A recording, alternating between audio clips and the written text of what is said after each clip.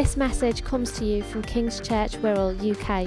We hope that as you listen, you will be encouraged, blessed and inspired.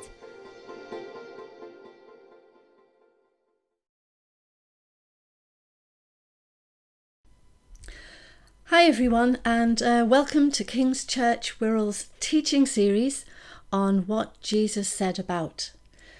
Today I'm going to continue with looking at what Jesus said about himself.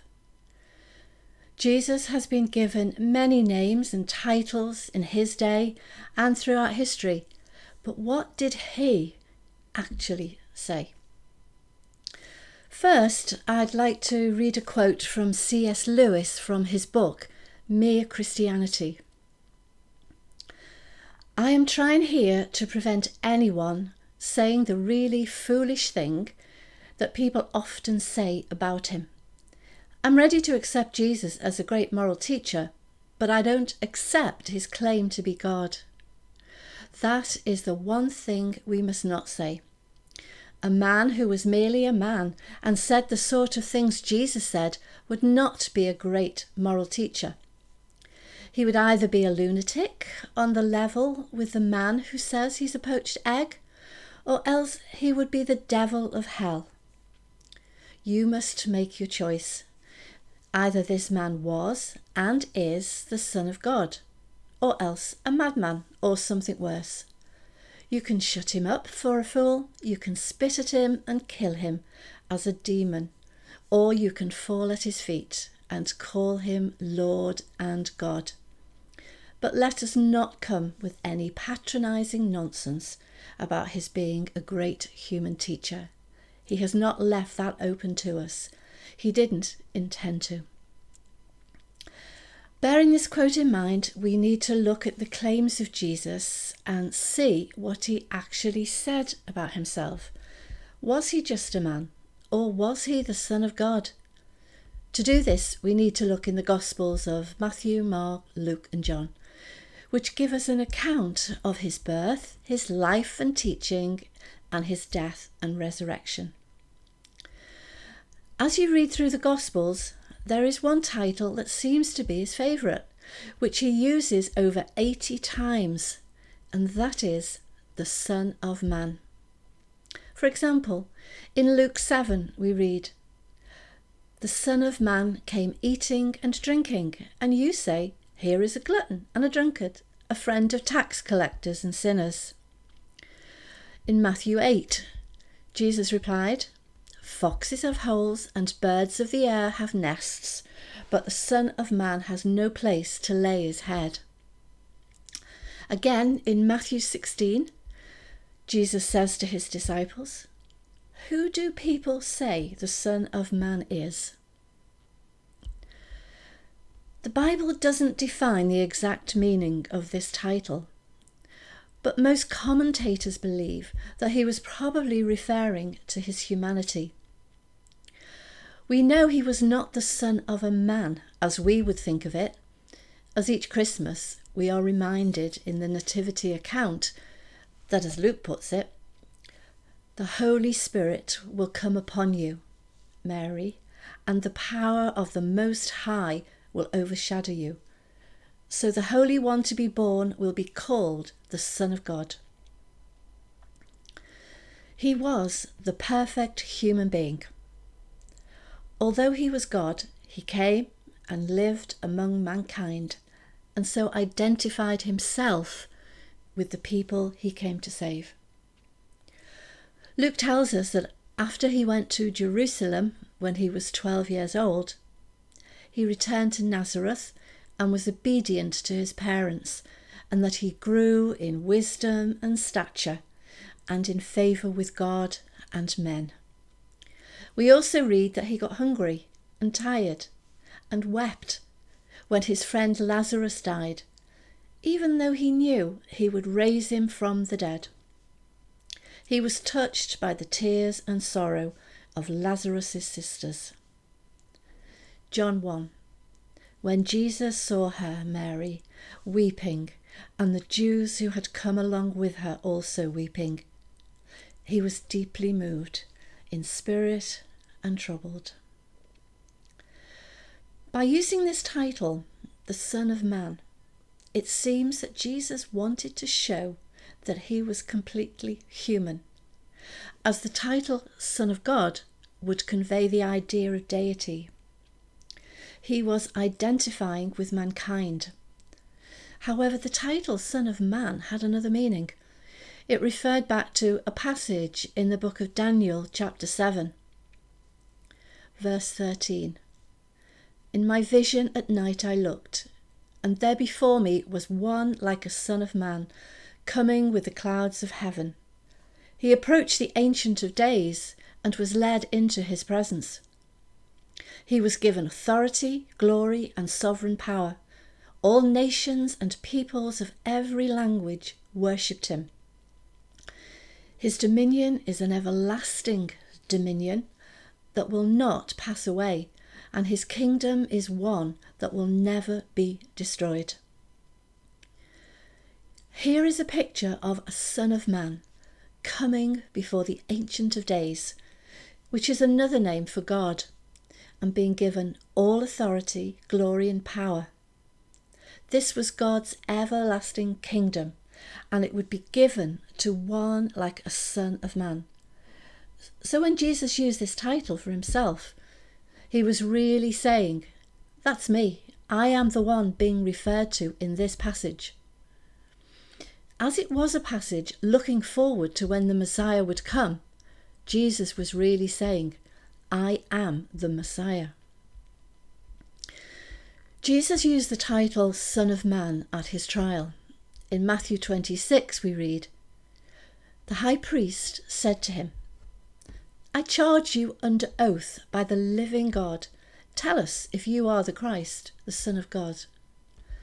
Yes, it is as you say, Jesus replied, but I say to all of you, in the future you will see the Son of Man sitting at the right hand of the Mighty One and coming on the clouds of heaven.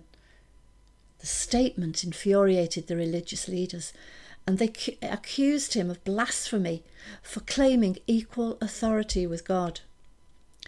It was clear to them that Jesus was referring to Daniel's prophecy and so claiming to be the Messiah. He was acknowledging that he was the Son of Man who would bring in God's everlasting kingdom, making himself equal with God. In these verses, Jesus is not only calling himself the Son of Man, but also the Son of God and the Messiah. For hundreds of years, the Jewish nation had been looking forward to when the Messiah would come. The word Messiah is a Hebrew word which means the anointed or chosen one. In Greek, the equivalent word is Christos, where we get the word Christ from, and it means the same. In Old Testament times, kings, prophets, and priests were anointed with oil when they were set apart for these positions of responsibility. The anointing was a sign that God had chosen them and consecrated them for the work he had given them to do. The Jewish people were waiting for God to send his Messiah, the anointed one, the chosen one. Prophets had foretold that he would come and he would be their deliverer. However, they didn't fully understand what this Messiah would do. They were looking for a king who would defeat their enemies. At this time, their country was occupied by the Romans, who they hated. They thought he would set up a kingdom on earth, and they would no longer be ruled by an occupying force. They would be free. However, they didn't see that the Messiah would do all these things, but not in the way they expected. He would be a king and set up a kingdom, God's kingdom. It wouldn't be through force, but showing the love of God. They were to love their enemies. He would be a spiritual deliverer and deliver everyone who believed in him from their sin. Here Jesus was very clearly stating that he was the Messiah. From early on in his ministry, Jesus was saying and doing things to imply exactly who he was. In Luke 4 we read, "He went to Nazareth where he had been brought up, and on the Sabbath day he went into the synagogue as was his custom. He stood up to read, and the scroll of the prophet Isaiah was handed to him. Unrolling it, he found the place where it is written, 'Spirit of the Lord is on me, because he has anointed me to proclaim good news to the poor. He has sent me to proclaim freedom for the prisoners and recovery of sight for the blind, to set the oppressed free, to proclaim the year of the Lord's favour.' Then he rolled up the scroll, gave it back to the attendant, and sat down. The eyes of everyone in the synagogue were fastened on him.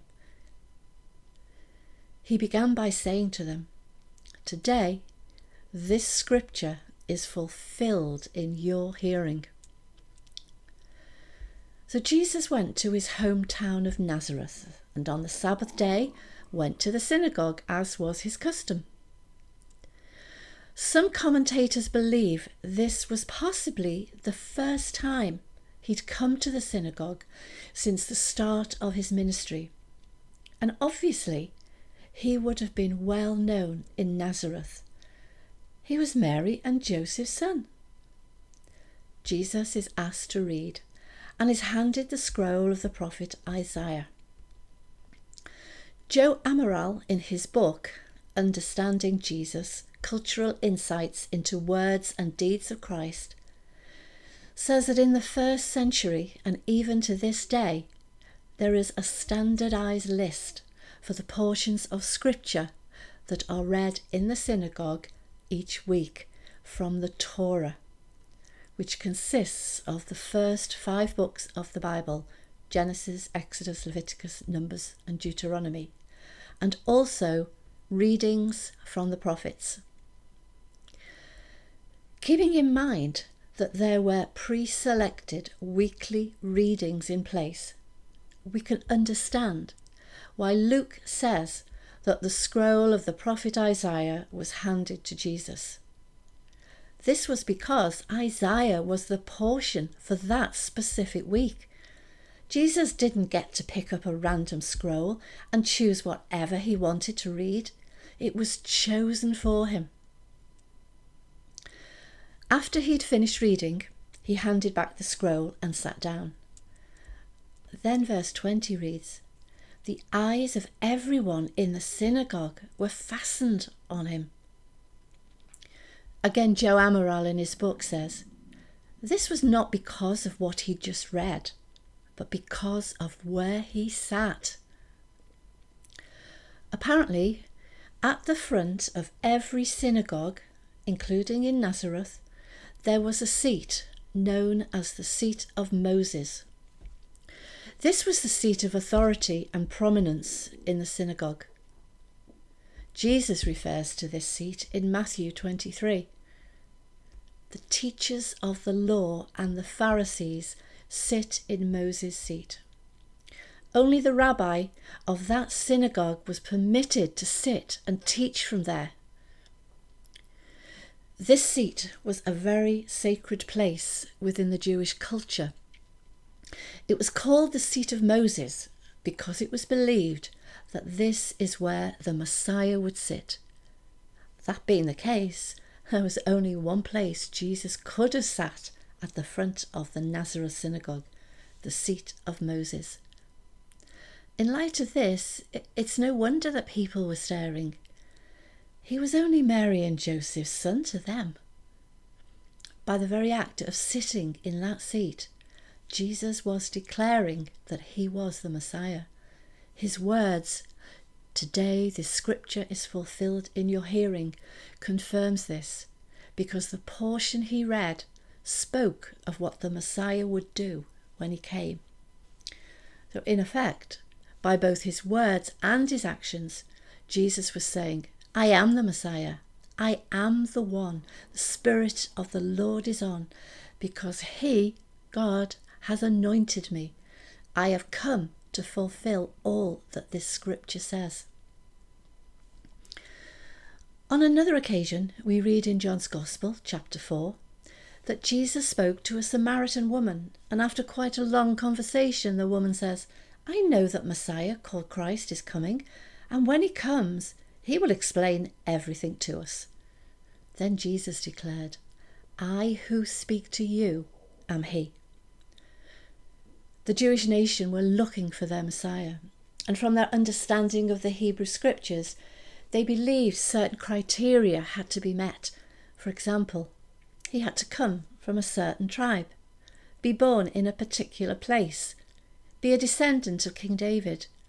He would present himself by riding on a donkey, but he would face suffering, be tortured, be silent at his arrest and trial.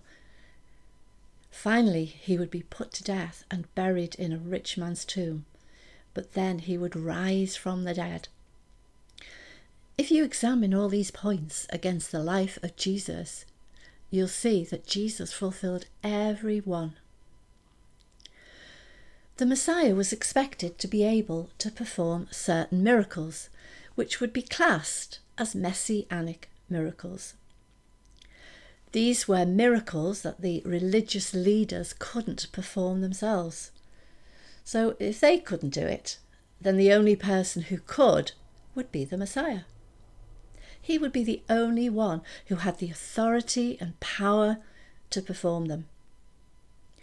One such miracle is found in Matthew chapter 12. Then they brought him a demon-possessed man who was blind and mute, and Jesus healed him so that he could both talk and see. All the people were astonished and said, Could this be the son of David? Note the reaction of the people. They were astonished and began to ask if Jesus could be the son of David, another name for the Messiah. On another occasion, when he healed someone who couldn't speak in Matthew 9, there was a similar reaction. The people were saying, Nothing like this has ever been seen in Israel. But why were they so amazed, as they had seen Jesus perform miracles before? It was because this was considered a messianic miracle, and everyone who was there would know. Apparently, in first century Israel, if a person had a demonic spirit, he would be taken to the rabbis. They would ask the name of the demon, and when it replied, they would cast it out using that name.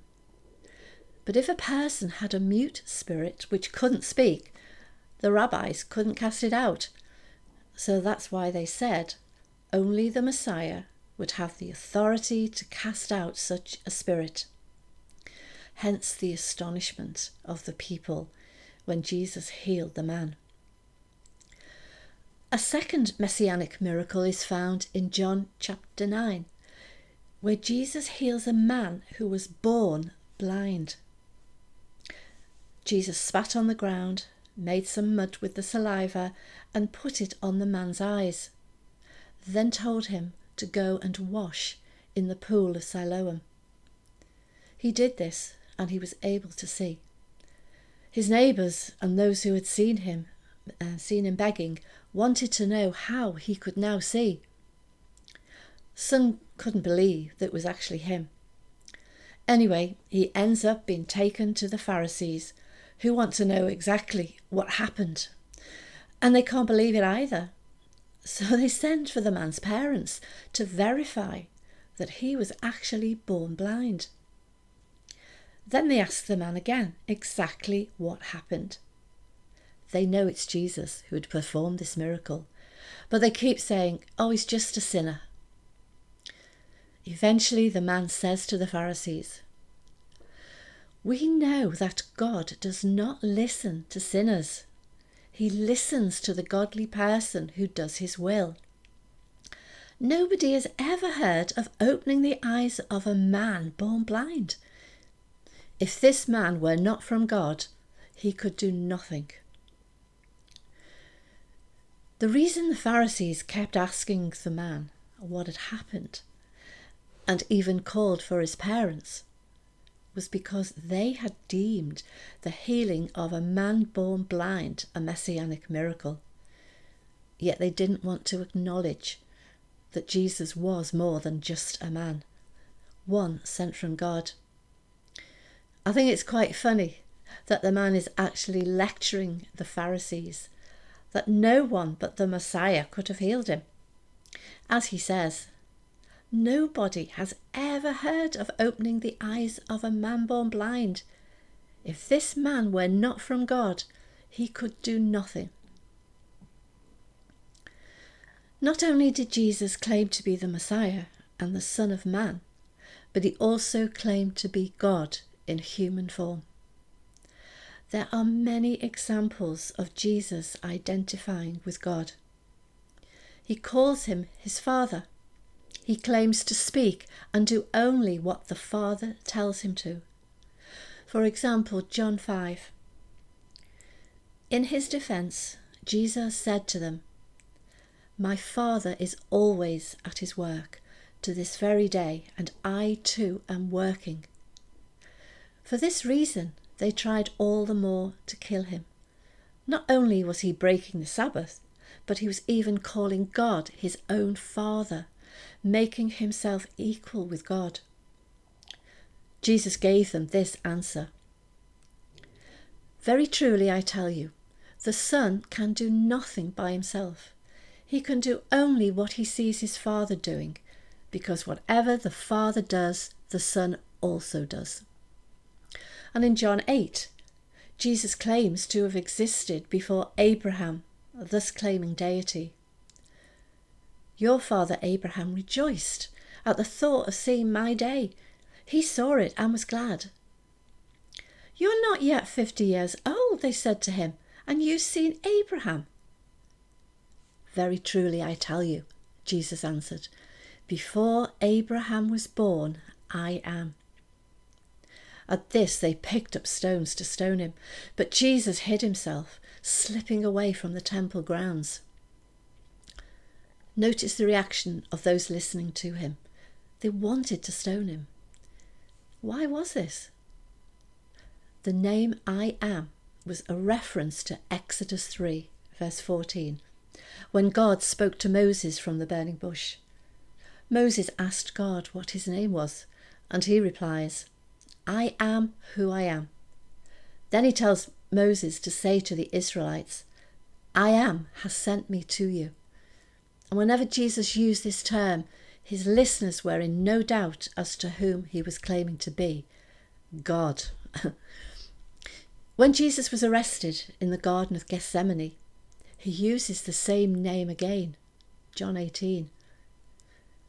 Jesus, knowing all that was going to happen to him, went out and asked them, "Who is it you want?"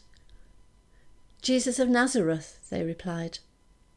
"I am he," Jesus said, and Judas the traitor was standing there with them. When Jesus said, "I am he," they drew back and fell to the ground.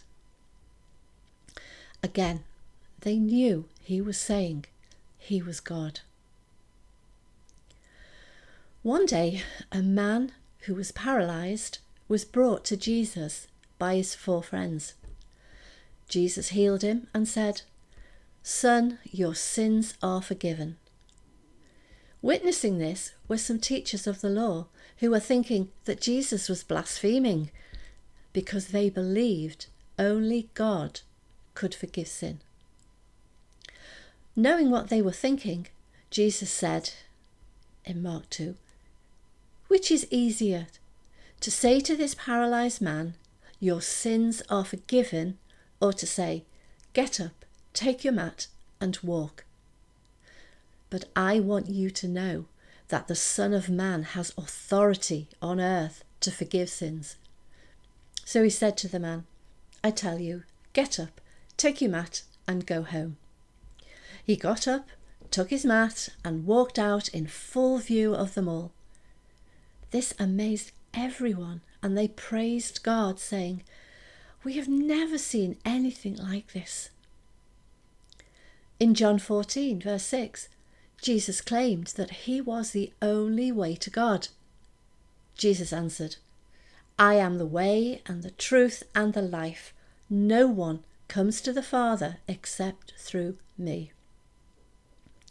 Reminding ourselves of C.S. Lewis's quote, we need to ask ourselves, as the Jews did in Jesus' time, what we think about the claims Jesus made.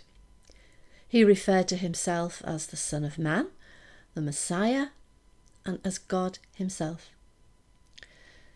Every sermon and story Jesus told, and every miracle Jesus performed, spoke very clearly of who he was claiming to be. Too many to have included here. He always knew the effect his teaching would have on this audience, especially the religious leaders of the time. The claims Jesus made are as relevant to us today as they were in first century Israel. He came as the perfect man to deliver mankind from their sin. Jesus claimed to forgive sin, and he was able to do this because he, the perfect man, became the perfect sacrifice on the cross. And to all those who believe in him, he is offering a new life, forgiveness of sins, and everlasting life. Jesus said, "I am the resurrection and the life. Anyone who believes in me will live even after dying. Everyone who lives in me and believes in me will never ever die." As C.S. Lewis asked, who is Jesus? A mere man? A lunatic? Or the Son of God? The decision is yours. Who do you think he is? Thank you for listening.